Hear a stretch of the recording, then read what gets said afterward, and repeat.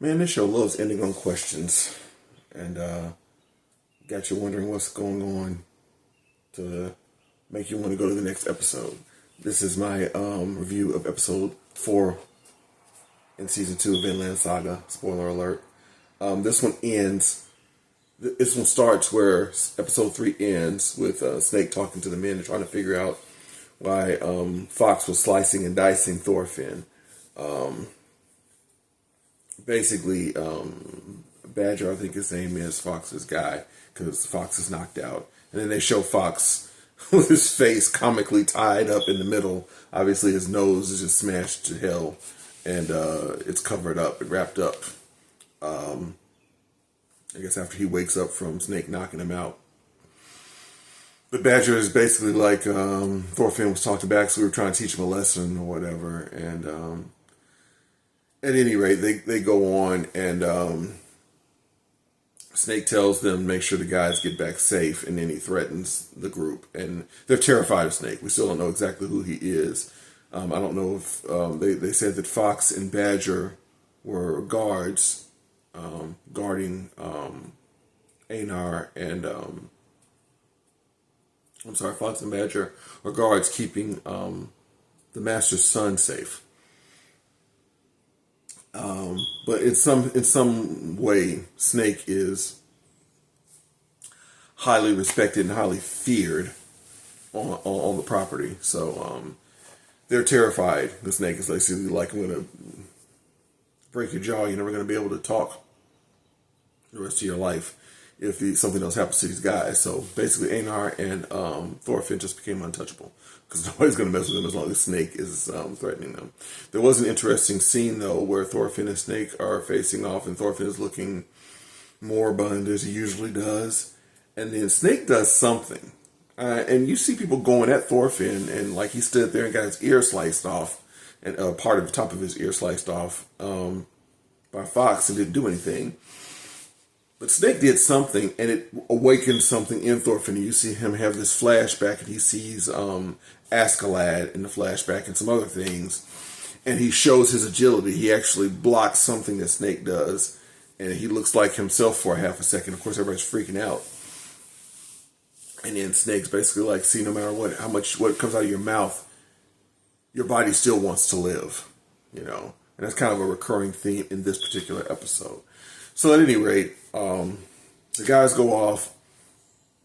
There's a guy, his name is Pater, I think he is. He's tending to Thorfinn's wounds, cleans him up, gives him a tunic.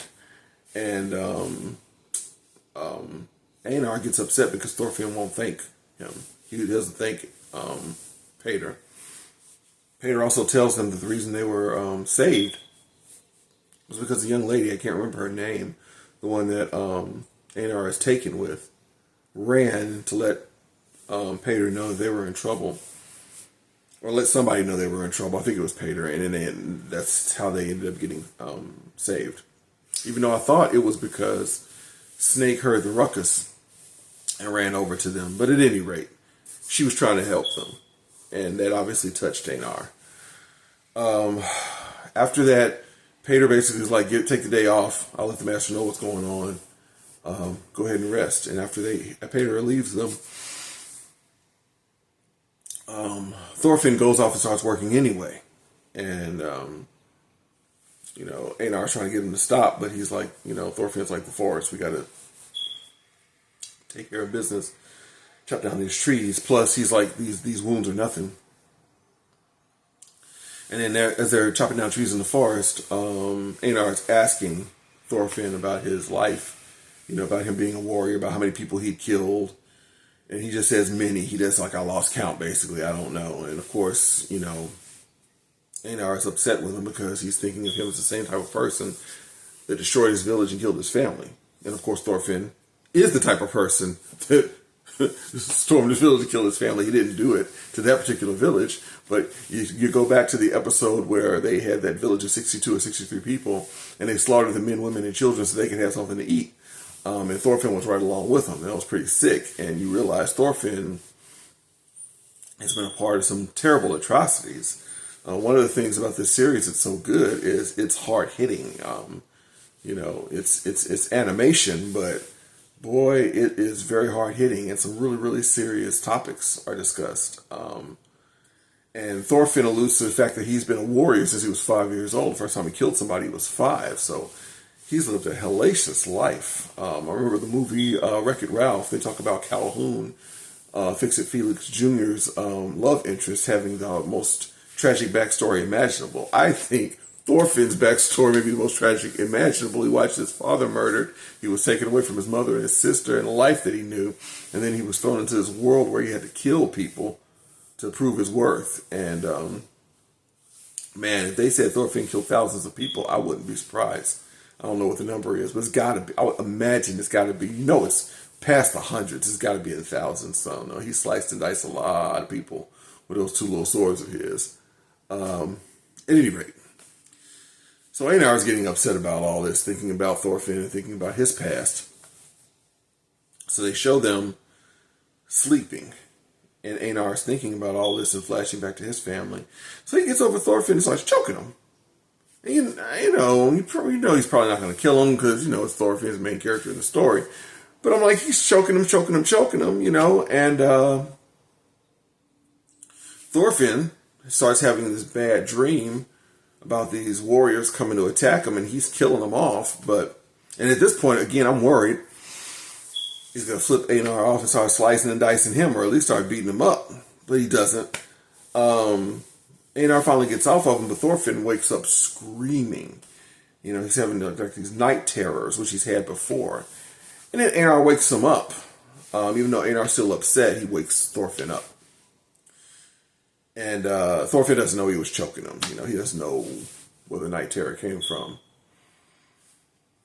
And he asks Einar, why do you wake me up every time I'm screaming like that? And Einar really doesn't answer him.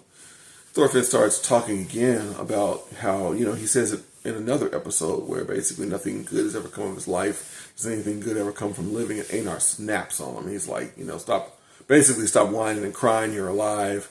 You get to eat and sleep. And, somebody's allowed you to live. And he's flashing back to his own family dying. So he's in his own pain. And basically he tells Thorfinn, stop crying, get over yourself. There is good in living. And it was a good callback I thought was cool. Einar lays down and Thorfinn thanks Einar for waking him up every time he has a bad dream. And Einar is basically like, I can't go, what did he say? Something along the lines of, I can't go to sleep with all this sweet talk. Go to sleep, And then Thorfinn tells him he's sorry. He's like, go to sleep. It's just almost comical. And that's how the episode ends. It's kind of an existential episode where they're talking a lot about life and death. And Thorfinn is contemplating whether he wants to continue to live, which it seems like he is thinking about this a lot because his whole reason for living from 5 years old all the way up until Askeladd died was to be the person who killed Askeladd in a fair duel to avenge his father's death. And at that point, when Askeladd died at the hands of Canute, Thorfinn lost his will to live, it seems. We still don't know how he ended up in the care of the master he's with. But clearly, he doesn't have his will that he used to. He used to be such a fierce person, such a fighter, and now he's letting folks slice him up, and he's just basically like, kill me, Fox threatened to take his eyes, and he just stood there, and I guarantee he would just stood there and allowed his eyes to be sliced, and he would allow himself to be blinded. He just does not care. And really, Einar is the first person to evoke from him any kind of an emotion other than dread and sadness. So, seems like they're going to become some kind of friend. They're going to develop some kind of a friendship.